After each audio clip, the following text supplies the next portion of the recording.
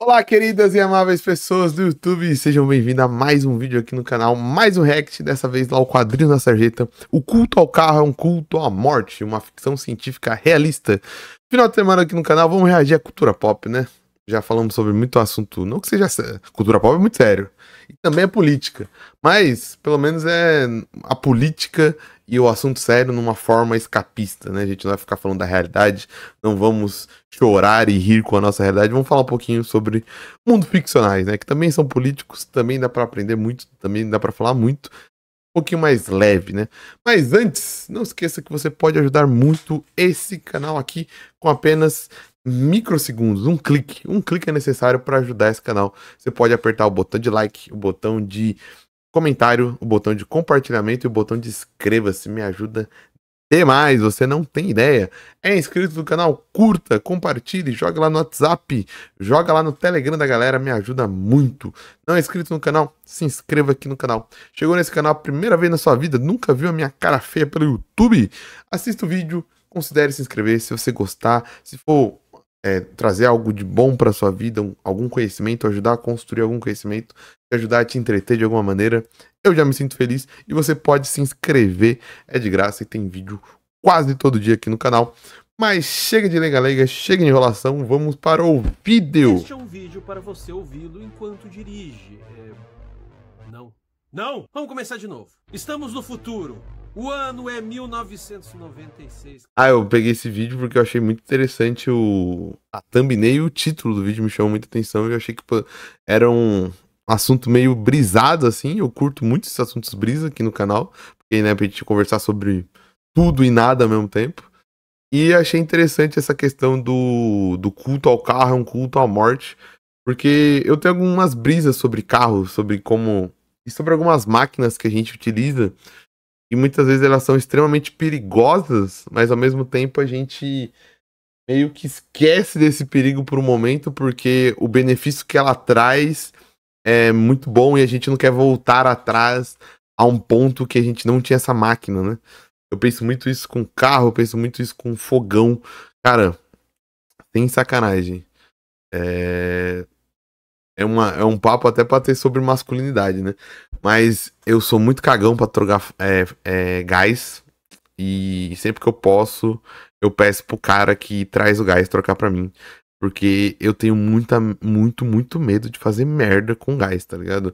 E dar uma merda. E tipo, eu não entendo como a gente pode ter um botijão de gás dentro da nossa casa.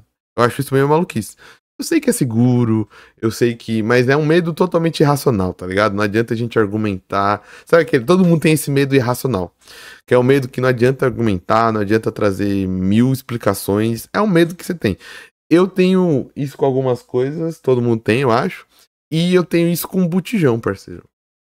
As primeiras vezes que eu troquei o botijão e eu estava numa casa morando sozinho, eu fiquei noiado com botijão durante semanas e durante semanas eu achava que tava vazando o gás, tá ligado?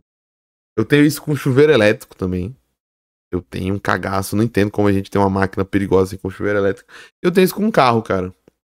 Eu acho bizarro, principalmente assistindo X-Racing. Não sei se vocês já viram X-Racing. E vendo o que a galera faz no trânsito, eu acho bizarríssimo. Com a galera, tipo, depois de um tempo... dirigindo, se locomovendo, meio que perde a noção. Eu não sei se é sobre isso o vídeo, mas eu tô falando aqui, né? Meio que perde a noção de como o carro é uma máquina perigosa, tá ligado? E você tem que ter muito cuidado ao dominá-la e ao tratar com ela, né? Cara, isso já passou. Seja bem-vindo ao meu ferro velho. Aqui eu tenho carros de todos os tipos, peças que você pode encontrar, assim como também tenho aqui em exposição as pessoas que morreram nesses mesmos acidentes embalsamados para você poder apreciar.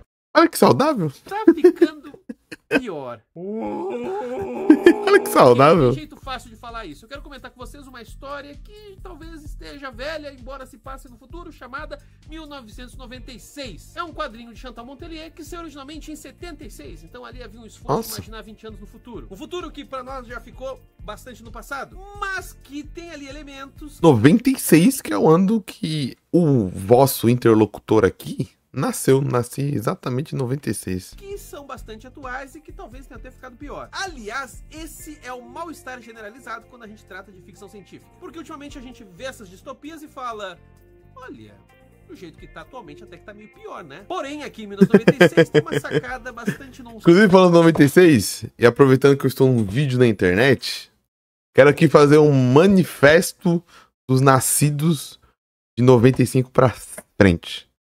Porque você que nasceu em 95 pra frente, nasceu ali em 94 pra frente, na metade nos anos 90, nós estamos perdidos nas guerras geracionais. Isso que eu quero dizer aqui. Nós que nascemos em 95 pra cima, eu vou fazer um manifesto aqui. A gente vê essas treta aí geracional, Boomer contra Millennial, Boomer que não é Boomer, né, contra Millennial, Xennial contra Millennial, e aí a gente fica perdido, porque o cara que nasceu no meio dos anos 90, ele não é nem tão velho pra falar que ele é noventista, tá ligado? E aqui eu tô indo numa brisa totalmente desnecessária e louca, mas vamos lá, porque esse canal é desnecessário e louco. Ele nem é velho o suficiente pra, tipo, falar que ele é um cara lá, millennial lá dos anos 90, 80 e tal. Mas ele também não é novo o suficiente pra entrosar com os Xennials, tá ligado? Só que ao mesmo tempo, por nascer no meio do caminho, ele consegue conversar com os caras dos anos 80 e 90. Porque se você cresceu nesse meio, você tem referências culturais, até da cultura pop. Mas você também não tá tão deslocado, porque a sua adolescência foi nos anos 2000. E você consegue conversar com os Xennials, com a galera que nasceu em 2010, por aí. Então você tá no meio das gerações, só que ao mesmo tempo, quando você tá na briga, você se identifica um pouco com o outro e um pouco com aquela. Então você não quer xingar os Xennials, ou você quer xingar, mas também não quer xingar os Millennials, mas você também não sabe se você é Millennial. Então deixo aqui o meu manifesto de que quem nasceu em 94, 95 ali, tá perdido. A gente não tem lugar. Eu estou aqui fazendo manifesto. Pessoas que nasceram no meio dos anos 90 pra frente, até 2000 ali, univos pra gente fazer a nossa tribo e a gente conseguir brigar, porque eu quero brigar também com as gerações, eu quero reclamar das gerações mais velhas e das gerações mais novas, porque toda geração precisa fazer isso, né? Desnecessariamente a gente precisa falar mal das outras gerações. Só que eu não sei de que geração eu falo mal, parceiro. Eu não sei se eu falo mal dos mais velhos, se eu falo mais dos mais novos, porque a gente tá no meio do caminho, parceiro. A gente tá num limbo geracional. Porque a gente é tratado como uma geração que... Nossa, do nada eu vou num papo aleatório. É tratado como uma geração que nasceu com a internet, mas tem que lembrar que a gente não teve acesso à internet no começo. Então, o mundo sem internet, que essa galera mais velha critica os Xennials, a galera dos anos 2000 por não conhecer, a gente conheceu também. Porque a gente nasceu num mundo que existia internet, mas a gente não tinha acesso à internet, tá ligado? Eu mesmo fui ter banda larga, cara, acesso, com 14, 15 anos já. Eu já tinha vivido toda uma infância fora da internet. Então, tipo, eu sou de uma geração ainda que não fotografou nem documentou em redes sociais a sua infância e grande parte da adolescência. Tipo, eu tenho documentado em rede social só o final da minha adolescência e eu já indo, e meus amigos indo pra vida adulta, vamos dizer assim. Você fica meio num limbo perdido assim, pô, com quem eu xingo? Quem eu falo mal? Não sei, então deixo aqui o manifesto dos nascidos no meio dos anos 90. A primeira vez que eu brisei sobre isso foi quando eu ouvi um Nerdcast sobre Hanna-Barbera. E eles estavam falando muito sobre isso, que às vezes a galera não vai entender os desenhos que a gente tá falando. Mas foi a primeira vez que eu pensei, cara, eu tô identificando todos os desenhos, tá ligado? Porque eu nasci nos anos 90, ali no meio. Então eu era muito influenciado pelos animes, pela essa cultura nova, que eles também eram, mas muito mais. Então, tipo, muito mais anime, muito mais coisa. Mas ao mesmo tempo, tem uma coisa chamada SBT na nossa infância. E o SBT, ao mesmo tempo que ele trazia desenhos mais atualizados, tipo X-Men Evolution, trazia Naruto, trazia Liga da Justiça, eles repetiam todos os desenhos da Hanna-Barbera, tá ligado? Principalmente nas sessões mais cedo, nos desenhos mais cedos e nos desenhos de sábado. Então eu tava ouvindo o Nerdcast e eles estavam falando das referências e eu tava entendendo tudo. Tipo, só 2 ou 3 desenhos eu não entendia. E só, então eu falo, caramba, eu sou novo comparado à galera do Nerdcast, mas ao mesmo tempo eu consigo me comunicar com eles, consigo me comunicar com a galera que é muito mais nova que eu também, tá ligado? É meio loucura. Então, pelas gerações no limbo, que deve ter várias por aí, não só dos 94, vamos nos unir e vamos ficar falando mal das outras gerações. Pra todo mundo ter lugar na hora de falar mal. Que eu já dei a letra. Trata-se do culto à morte associado a carros. Isso parece ser meio nada a ver, parece que só tá surfando no fato de que existem acidentes de carro, mas caraca, tem um elemento maior aí e que tem a ver inclusive com a maneira como nós lidamos com nossos carros. A maneira como a sociedade... Puta merda. Eu tô aqui falando... Nossa, o OBS não tava gravando áudio, mano. Se você está assistindo esse vídeo no futuro, esse vídeo foi pro YouTube, eu dei um jeito de salvar esse vídeo. Se ninguém vê esse vídeo, é porque eu, de idiota, não percebi que o OBS não estava gravando áudio. Os carros, a maneira como a sociedade como um todo se projeta nos carros que ela tem. Então eu vou falar aqui nesse vídeo muito do imaginário do carro, falar de 1996, contar a história com seus elementos também racistas e classistas, e eu vou mostrar aqui pra vocês que a gente é um bando de urubu que tem um prazer danado diante do sofrimento alheio. Sabe, toda vez que tem um acidente, que a pista onde teve o acidente tá devagar e a outra no sentido oposto também tá, porque o pessoal tá assistindo? Então, é sobre essa sordidez humana que eu vou comentar aqui. Mas pé no freio, porque antes eu peço que você curta o vídeo se estiver curtindo, se inscreva caso seja novo por aqui, compartilhe. Curte. Esse canal só me permite fazer trocadilhos infames. Ó, é que eu tô aqui logado com a conta que eu posto vídeo, daí não é a conta que eu consumo no YouTube, daí eu não tô inscrito, mas vou me inscrever aqui. E já tô inscrito na outra conta e você se inscreve aí também. Só pagando uma média e tal. Eu vou falar, nossa, tá assistindo o vídeo do cara e não era nem inscrito. Não, essa aqui é a conta que eu posto vídeo. Não é a conta que eu assisto o YouTube. A conta que eu assisto o YouTube é outra conta.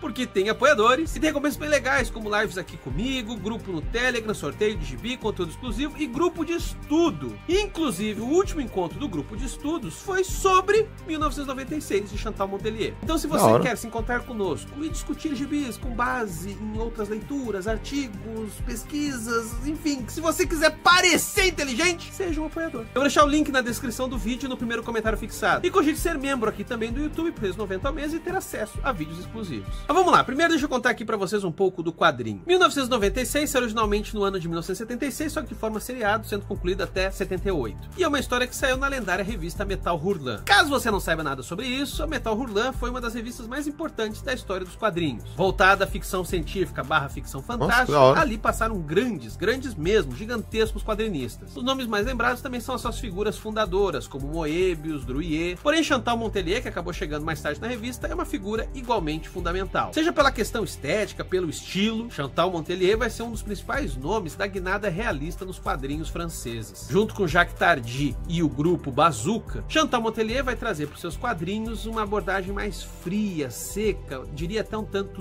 triste do mundo real. Isso, aliás, é um ponto que eu acho que engrandece o trabalho dela. Tudo que ela produz parece um tanto outonal, é cinzento, os enquadramentos não trazem nenhuma grandiosidade aos eventos. Pelo contrário, os enquadramentos, geralmente na altura dos olhos, parecem buscar um mundo mais objetivo, não tentar interferir tanto naquilo que está sendo desenhado. Dito de outra forma, a Chantal Montelier parece muito sequestrar essa forma do documentário observativo, que tem por premissa você simplesmente parar e observar as coisas, buscando evitar interferências naquilo que está sendo filmado e com isso nos colocar na posição de que cabe a nós julgar e não ao cineasta aquilo que a gente está vendo. Só que, né, lembrando, aqui a gente está falando de quadrinhos. Daí que o uso de um layout bastante simples, com requadros bem delineados, um intervalo fixo entre os próprios quadros, junto de uma perspectiva linear e de cores cinzentas, acaba produzindo uma estética que em partes lembra uma fotografia em preto e branco. Não tanto pelo realismo do desenho, que ainda guarda algum certo princípio cartunesco, mas pela abordagem, pela maneira como esse próprio desenho é tratado. Só que aí tem um complicador, né? A gente tá falando de ficção científica. Na verdade, isso não é um complicador. Isso é o que deixa o negócio bom, porque no momento que você usa essa estética quase próximo do documentário observativo para falar de histórias de ficção científica, você basicamente está convidando o leitor a viajar para o futuro e ver de uma maneira um tanto documental aquilo que vai acontecer. Daí esse tom melancólico, fatalista que há nos quadrinhos da Chantal Montelier. Porque de certa maneira o que os quadrinhos dela faz é dizer, o futuro é sombrio, e isso que eu estou aqui mostrando para vocês, esse quadrinho é o documento disso tudo. E qual é a grande merda que a gente vai ver aqui em 1996? Primeiramente, já logo no quadro que abre a história, a gente percebe que o mundo se tornou um lugar bastante pesado. Seja pela pronta presença da polícia montada entre as pessoas circulando na rua, seja pela publicidade que traz pessoas bonitas com cabelo, enquanto embaixo só tem uma galera calva. E vocês já sacaram, um futuro dominado por carecas é um futuro profundamente sombrio. Falando sério, a Chantal Montelier sempre explora muito o que dá pra... Caraca, me pegou essa parte. Mas é louco essa visão na ficção científica, sabe? Essa coisa do propaganda me pega muito, né? Porque tem muito Blade Runner, brinca com isso, outras ficção científica fala muito disso. E é um dos pontos que ele até comentou no começo, que na atualidade está muito pior do que a ficção científica previu, né? Porque os nossos padrões de consumo... Eu tava brisando isso com... Não lembro quem eu tava conversando, mas... Lembro se foi um colega de trabalho ou se foi com a minha esposa. Sobre como os comerciais mudaram muito, né? E eu tava pensando sobre isso. De como... aí, talvez por não ser um cara da propaganda, não estar antenado com esses assuntos... É uma coisa que se passou e eu nem percebi. E talvez nós não tenhamos percebido, né? Essa transição do analógico, da TV com propaganda pro digital, teve toda uma consequência na produção de merchandising, nas produções do material publicitário, né? Então, por exemplo, na TV você não tinha como pular propaganda. Você poderia mudar de canal, mas o cara que estava fazendo propaganda entendia que isso muitas vezes era um risco pro espectador, porque se ele estivesse assistindo alguma coisa que tinha continuidade, mudar de canal seria ruim para ele. Então, por exemplo, se ele tá assistindo um filme, mudar de canal é arriscar se prender em outra tela e perder a continuidade do filme. Então, o cara que tá fazendo comercial não tá tão preocupado assim em que você vá mudar de canal, porque ele tem uma certa segurança de que você não vai, dependendo do horário que ele tá comprando aquele merchandising e tudo mais. Lógico que ele vai basear nisso também, né? Tem escalas de programação, inclusive que vão ser mais caras, porque provavelmente prendem mais a atenção do espectador. Na toa que durante muitos anos lá nos Estados Unidos, o minuto mais caro é do Super Bowl, porque é a grande final do futebol americano. Mas com o digital você tem que... É fato que o cara vai pular sua propaganda, é um fato. O digital, o consumo digital é muito baseado na antipropaganda, tanto que a gente tem o AdBlock, né? Então, toda a indústria teve que se reorganizar para fazer propagandas pensadas em fazer o cara não pular, ou dentro da lógica que ele é obrigado a ver dos 5 segundos do YouTube, por exemplo, né? Que é a propaganda obrigatória. Geralmente ela tem 5 ou 15 segundos, se eu não me engano, né? 5 ou 15 segundos são propagandas que você não pode pular. Então, toda a questão do marketing... Isso eu tô falando da visão de um leigo, né? Pode ser que as pessoas que tenham no marketing possam dar uma visão totalmente diferente, né? Todas as propagandas têm que modelar isso.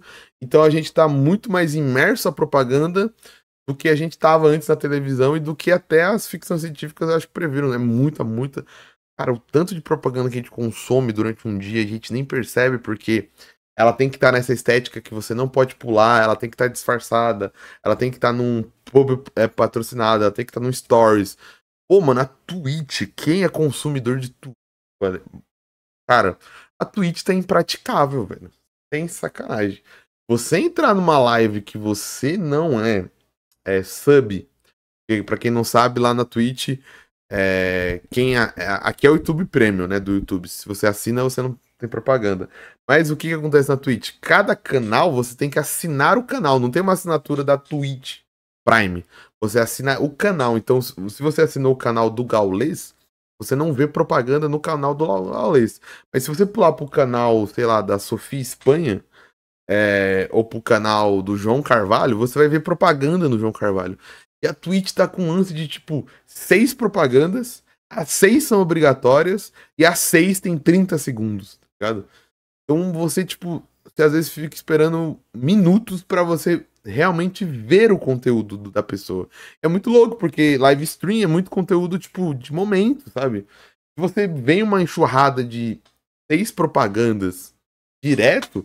Às vezes quebra toda a dinâmica da live e grande parte do seu público deixa de ver o momento crucial da live, tá ligado? Então é aquele estímulo louco de você não quer ver propaganda, então assine o canal, gaste dinheiro com a Twitch. Você vai ajudar o cara, lógico, mas na lógica atual do sub, você tá ajudando muito mais a Twitch, porque a Twitch pega muita grana, né? Chamar de uma semiótica do totalitarismo. Ou seja, ela pega alguns elementos e mesmo que o enredo não explique, aquilo nos dá uma imagem. No caso aqui, os cabelos raspados de forma padronizada já nos dá uma sensação de que, ok, tem algo pegando aqui. Não parece ser simplesmente uma moda ou uma tendência, e sim um esforço de padronização dos sujeitos que circulam na cidade. E podem ver, né? Todo mundo aqui está andando na rua com uma tremenda cara de cu. Logo de pronto a gente conhece Alfredo, um homem caucasiano, bonito e que é um boxeador. Só que há um detalhe, né? O nome dele é Alfredo, porque ele é porto-riquenho. E nesse futuro distópico, há uma distinção de raça muito forte. No tanto que no mundo de 1996 não são mais aceitos boxeadores brancos, porque o boxe é considerado um esporte um tanto degradante. Nessa informação, logo que no início da história, já nos dá o tom. O slogan desse futuro distópico é: precisamos preservar a branquitude. Ela não pode se misturar com a gentalha e precisa ser preservada naquilo que ela tem de superior, que no caso é a sua raça. Já sacaram o que está lembrando, né? Assim, esse papinho de raça superior, né? Porém, Alfredo está com um problema. Ele perdeu a sua carteira. Sim, é 96. Sabe? E lembra muito, e ela acertou muito nas conspirações modernas de substituição de raça, né? Que tem hoje, né? A supremacia branca hoje, ela trabalha em outra vertente. E antes ela não é na mesma vertente do neofascismo, né? Da Segunda Guerra. Ela trabalha muito mais na conspiração, muito mais contra outras questões, porque, lógico, ninguém vai trabalhar nas mesmas questões de 45, 49 a 45, porque vai ser taxado claramente como nazista, e o que eles querem, na verdade, é confundir as pessoas, tanto que tem o termo apito de cachorro por conta disso, e eles vão trabalhar em conspirações mais elaboradas, mais sutis, que não passem tanta superioridade branca assim, mas quando você vai profundamente, você vai ver que é. E tem como, por exemplo, a questão da substituição, né? Essa questão do boxe é muito interessante, né? Tipo, pessoas brancas não podem mais lutar, mas a gente não vai proibir o boxe. A gente vai deixar etnias específicas continuarem lutando, né? É louco. Que eu pensei basicamente isso nessa teoria da substituição e tal. É futuro, mas já é pro nosso passado, não tinha ainda smartphone, não dava pra fazer um Pix. Então, ficar sem a carteira, ficar sem grana, ali complicou. E daí, por isso, ele recorre a um velho amigo. Um cara que, ao que tudo indica, também tem um histórico relacionado ao boxe. Inclusive, ele lembra ali de uma luta. Não sei se aquela pessoa exatamente é ele. Fato de todo mundo nos desenhos da Chantal Montelier ter essas caras de bunda triste, às vezes me deixa confuso. Mas nota que não é por acaso que esse boxeador que aparece aqui é um homem negro que tem uma tatuagem dos Panteras Negras. Daí você percebe o quanto que o boxe, portanto, virou realmente esse esporte pra galera ali que, enfim, os outros. E Alfredo está precisando de grana porque ele vai pegar a estrada para ir lutar no Canadá e tem uma neblina muito forte no caminho. E por sua vez, seu carro está com o farol quebrado, então ele precisa passar num ferro velho para conseguir consertar isso. O velho amigo empresta dinheiro, então está tudo bem, está tudo bom. O Alfredo vai até o ferro velho e no meio do caminho já começa a surgir uma série de outdoors da empresa Belle Épave. Aqui você já percebe o quanto que a publicidade nesse futuro é um tanto pornográfica. E eu digo isso não só porque os anúncios do ferro velho são repletos de mulheres seminuas, mas também o próprio carro amassado tem todo um apelo estético para ser um negócio bonito.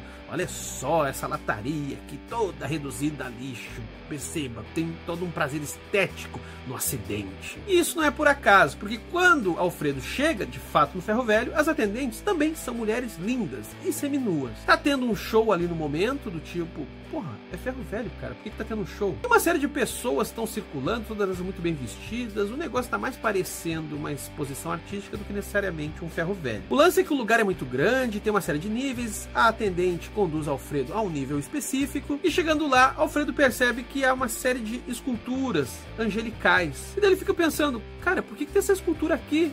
Isso aqui é um ferro velho, cara! Porém, a revelação chega quando Alfredo é conduzido até um carro do qual ele pode se utilizar do farol e ele percebe que tem uma pessoa morta dentro. Assustado então, Alfredo fica sabendo em que tipo de lugar ele se meteu. Como diz a atendente, que ali explica tudo a ele, Belepav oferece o seguinte serviço. Ela embalsama as pessoas que morreram nos acidentes e fazem isso para poder fazer com que aquelas peças dos carros tenham um valor agregado. Sim, porque é algo muito chique você comprar um pedaço de um carro que dentro dele tem a pessoa que morreu dentro do próprio carro. Inclusive, isso é uma saída, porque nesse futuro, que na verdade lembra muito os dias de hoje, é muito caro enterrar alguém. Então os custos funerários se tornam praticamente zero, porque a empresa meio que compra o seu ente querido. Inclusive aquilo ali vira uma espécie de cemitério, porque muitas pessoas vão lá visitar os entes queridos embalsamados dentro do carro. Fico imaginando o dia de finados. Aquilo ali deve ser uma loucura. Ainda na escala dos absurdos, a atendente vai explicando que muitas pessoas pedem para se juntar ao ente querido depois que morre, mas a empresa prefere não, porque ela acha que o melhor é uma pessoa por carro. É mais econômico e eles conseguem, no final das contas, lucrar mais. Porém, como a própria atendente diz, há todo também um interesse por famílias inteiras que morreram num acidente, de modo que elas são expostas, embalsamadas e são muitas vezes vendidas por um valor ainda muito maior, até mesmo para museus, para colecionadores. Porém, caso você esteja achando que não tinha como piorar, vai piorar. Tô rindo de nervoso, tá? Porque as pessoas que estão sendo embalsamadas e expostas com os carros são todas brancas. Por isso que quando Alfredo tá ali retirando o farol e informa que ele é porto-riquenho, a atendente logo explica: opa, não rola. Ela pede desculpas e tudo, mas diz: olha, eu achei que você era uma pessoa branca, porque você de fato parece ser branco, mas você não é. Você é porto-riquenho, você não é branco. A cor da sua pele é branca, mas você não é branco. Então você só pode pegar peças dos carros destinados às pessoas de cor. E daí o Alfredo saca que essa segregação também tem uma diferença de tratamento. Porque enquanto que os brancos são embalsamados e expostos com certo requinte nos seus carros destruídos, no pavimento destinado às pessoas de cor, ali eles são amontoados dentro de um único carro e não são embalsamados, eles são empalhados, de modo que não fica uma conservação tão bonitinha, pelo contrário, a coisa se encaminha para o grotesco. Alfredo obviamente fica puto e a atendente tenta explicar para ele que é uma maneira que a empresa tem de incluir as minorias. Olha, veja como nós somos legais com as minorias, tá vendo? Uhul. Nesse sentido aqui, esse quadrinho tá profético, porque hoje o que a gente mais vê é a empresa... Caraca, tá mesmo? Esse quadrinho tá profético, mano. E, caramba, ele tá acertando em muitas coisas, assim, tipo, bizarramente. Eu falei da questão da propaganda, tem essa questão da, tipo, da atualização de um tipo de racismo, de eugenia, de superioridade racial, e tem até a atualização de, tipo, do tipo de representatividade, né? Essa representatividade ilusória, que, ó, tô te representando, tô dizendo um lugar, mas é um lugar no porão. É um lugar que não é tão bonito assim. Eu vou fazer de tudo para que esse lugar seja só lucrativo para mim. E só para me falar que, pô, não tô te excluindo, tá ligado? E as pessoas do andar de cima, inclusive, vão reclamar que tem esse andar de baixo. Vão reclamar que esse andar de baixo atrapalha, que esse andar de baixo tá ocupando espaço. Não podia tirar esses carros aqui do andar de baixo e colocar só carro de branco, porque esses carros estão invadindo, esses carros estão tirando, né? Esse é o tipo de representatividade, né? Ai, mano do céu. Zona querendo ser amiga das minorias. Outro ponto interessante aqui, que tem a ver muito com o imaginário que a gente tem sobre o carro, é o fato das pessoas morrerem junto com os próprios carros. Afinal, um carro amassado que não anda mais também é uma espécie de cadáver. E isso tem uma série de implicações. Primeiro, porque o acidente de carro é uma típica imagem do moderno. Como diz o filósofo Paul Virilio, o carro inventou o acidente de carro, o avião inventou o acidente de avião. Ou seja, essas coisas existem e com elas vem junto o acidente decorrente pela existência dessas coisas. Vocês querem brincar com essa especulação? Imagina a hora que a gente tiver realidade virtual a fuzel, assim, do tipo que você tem dificuldade até mesmo de discernir se você está no mundo real ou não. Imaginem as merdas que virão a partir disso. Pessoas que, por exemplo, morreram por um ataque cardíaco porque alguém hackeou a realidade virtual delas e ficou assustando com um monstro, com sei lá o que. Isso já rola. Quando você, por exemplo, mostra aquele vídeo de cobra assustador para sua avó e a coitada quase morre. Vocês devem fazer isso. Eu faço. Outra coisa também tipicamente moderna é a identificação que a gente tem com o próprio carro. É mesmo, né, mano? Que bizarrice vai acontecer na realidade virtual, né? Que coisas bizarras vão ser inventadas porque foi inventada a realidade virtual. Essa questão do ataque cardíaco é meio zoeira, mas é 50% zoeira, mas 50% realidade, né? Porque dependendo de como o cara tá imerso, ele foi exposto a uma situação muito problemática, independente do tipo de imersão que a gente vai poder ter, se tipo, a gente vai evoluir, porque, por exemplo, a imersão, pelo que eu já vi, vou falar, por exemplo, eu sei de jogo, não sei de metaverso, não sei de igreja no metaverso e tudo mais. Mas de jogo ainda não é uma imersão legal a longo prazo. Eu tô querendo dizer, a longo prazo, muitas pessoas relatam enjoo, relatam um monte de coisa que te faz sair. Então, eu acho que um dos melhores truques vai ser conseguir uma imersão de qualidade a longo prazo. Tipo, o cara ficar 12 horas jogando e não tiver nenhum tipo de sistema de reação fisiológica, né? Porque quanto mais tempo imerso tá, mais aquilo vai se tratar como a sua realidade, mais aquilo vai ter impacto em você, tá ligado? Então, eu acho que agora uma pessoa não morreria de ataque cardíaco num jogo de terror. Mas dependendo de como evoluir, dependendo de quanto tempo essa pessoa conseguir ficar sem ter alterações de tipo desconforto, aquilo lá se tornar um lugar de conforto e de prazer, é louco o que a imersão pode provocar, né? Inclusive, um outro pensador, McLuhan, já apontava para isso. O quanto que a gente rostifica os carros, o quanto que eles parecem humanizados. Inclusive, tem uma cacetada de animação que faz isso. De certa maneira, a gente dentro do próprio carro é uma espécie de centauro moderno. Enquanto que o centauro mitológico era uma integração homem-cavalo, aqui você tem esse ser moderníssimo que é o homem e o carro. Ou a mulher e o carro. Enfim, a pessoa e o carro. Mas voltando aqui para a história, porque ela ainda não acabou, pois bem, Alfredo resolve vazar fora. Ele fica tão puto com essa situação toda, o absurdo de expor os mortos, a exploração do sofrimento, o racismo, enfim, por tudo isso eles quer saber? Foda-se. Não vou pegar farol nenhum, até porque eu não teria dinheiro diante dessas frescuras aí. Vou dirigir com farol fudido mesmo e era isso. Só que daí acontece o que ele temia. Alfredo se acidenta. E quem é que vai lá para recolher o corpo dele? A Belle Pá. Inclusive ele é colocado e exposto entre os brancos. Porque afinal, lembrem, ele tinha perdido a carteira, ele estava sem documentos, logo ninguém sabia que aquele cara era porto-riquenho. Só que logo depois a empresa acaba descobrindo, tendo acesso aos documentos dele e decidem que é preciso realocá-lo porque não dá para descer o padrão de qualidade. Já pensou se alguém vai lá, compra uma peça daquele carro achando que é um cara branco e descobre que não é de verdade? Isso aqui é tão cruel e bizarro e serve para mostrar o quanto que o racismo é, acima de tudo, uma operação epistemológica. Pronto, falei bonito, mas vamos lá. O racismo é, antes de tudo, uma maneira que você tem de ver as pessoas, independente, às vezes, até mesmo da cor. Sacou? Racismo é tipo você botar uma máscara sobre os outros, e não o rosto dos outros de fato. Algo que fica aqui evidente na história de Alfredo. Ele, no fenotipo dele, não tem nada que não seja de uma pessoa branca. Mas ele não é branco. Por dentro. Sei lá, por onde. Então você daí precisa realocá-lo, jogá-lo em outro espaço. No subjetivo, né? No abstrato, ele não é branco. E daí você percebe o quanto que esse racismo, ele é cruel, inclusive após a morte. Daí, então, Alfredo é reconduzido ali naquela posição extremamente indigna, embalsamado, sentadinho com a mão na direção. Ele é levado por um outro carrinho até um depósito, onde todas as pessoas de cor estão jogadas. A imagem final de todos aqueles cadáveres empilhados em posição de estarem no volante, tudo aquilo tem uma força imensa. Seja por esse componente racial, que aqui está muito evidente e que nos remete a imagens como campos de concentração, mas também pela posição que as pessoas estão, revelam o quanto que elas não são os seus carros. Pelo contrário, são corpos frágeis, expostos para quem o carro, na verdade, foi uma arma. Ninguém me tira da cabeça que a base aqui para Chantal Montelier é uma exposição do artista Andy Warhol chamado Death and Disaster. Caso você não saiba, Andy Warhol é o grande nome da pop art e você já deve ter visto na escola ou em qualquer outro lugar ele por causa dessas imagens repetidas da Sopa Campbell, da Marilyn Monroe. Só que tem um detalhe sobre o Andy Warhol que pouca gente se lembra. Ele tinha um fascínio muito grande pela morte. Inclusive essas imagens da Marilyn Monroe muitas vezes não vem contextualizada com o fato de que ele a fez depois que ela morreu. Ou seja, o interesse muito do Warhol estava ali em explorar a imagem repetida de uma mulher morta. Inclusive foi no mesmo ano que o Andy Warhol fez 129 Die in Jet, que é basicamente uma pintura que reproduz uma capa do jornal New York Mirror, que traz a manchete de um acidente de avião no qual 129 pessoas morreram. Só que o nosso querido Andy Warhol não parou por aí, porque a partir da coleção Death and Disaster, ele começou a fazer uma série de trabalhos de repetição, que nem com a Marilyn Monroe, só que daí com acidentes de carro. E, gente, não tem nem como mostrar aqui, tá? Porque é tudo muito grotesco. Ele foi atrás desses acidentes em tabloides, coisas extremamente bizarras. A gente tá falando aqui de gore, sacou? Pesadão mesmo. E começou a fazer uma série de experimentos com repetições em diferentes cores. Só para vocês terem uma ideia, essas peças hoje são vendidas por valores bastante altos. Colecionadores levam para o seu acervo essas imagens de pessoas mutiladas nos seus carros. Então notem como a nossa querida Chantal Montelier aqui está olhando para todo esse absurdo e dizendo: quer saber?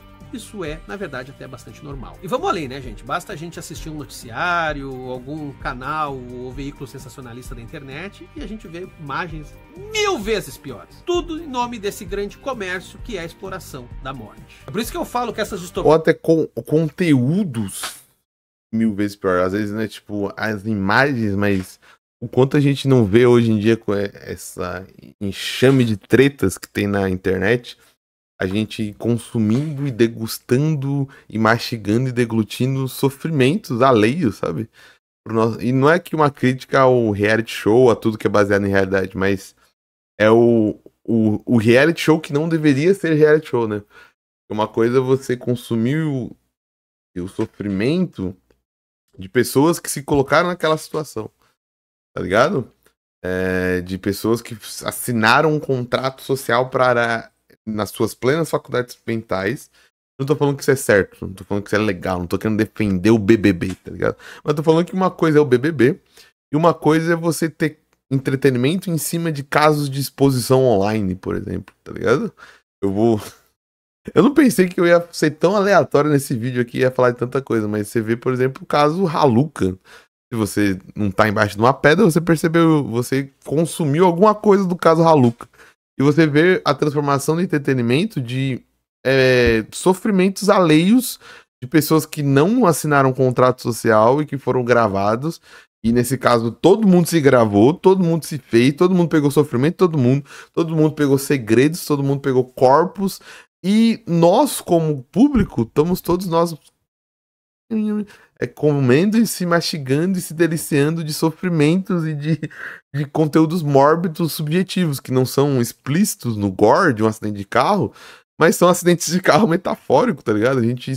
A internet se divertiu com pessoas expondo fragilidades, tristezas, demônios, racistas, preconceitos, coisas mórbidas e não mórbidas, mas que as pessoas não estavam sabendo que era entretenimento, que ia virar entretenimento. A vida pessoal das pessoas e os seus segredos mais sórdidos viraram entretenimento, né? É muito, muito, muito, muito, muito louco, né? E é muito louco que, infelizmente, não vai se ter... Talvez não no momento, mas talvez no futuro a gente não faça uma reflexão sobre isso, né? E a gente não mude o nosso editorial, porque todos somos participantes, tá ligado? Nesse rolê. Consumidores, produtores de conteúdo, as pessoas que fazem essas coisas e jogam essas coisas são as mais produtoras, tem mais culpa no cartório, mas todos nós estamos juntos nessa, tá ligado? Quem fez meme, quem fez vídeo, quem deu opinião, quem assistiu, quem comentou, quem doou pros canais, quem financiou. Todos estamos juntos nesse pacto de nos alimentar de coisas mórbidas. No final das contas, deixa a gente mais triste. Não porque a coisa em si ali que aparece é horrível, é porque a gente vive um ambiente que é pior ainda. Porque, sei lá, as pessoas ali embalsamadas no carro parece que ainda tem uma certa dignidade. Aquela pessoa foi preservada ou...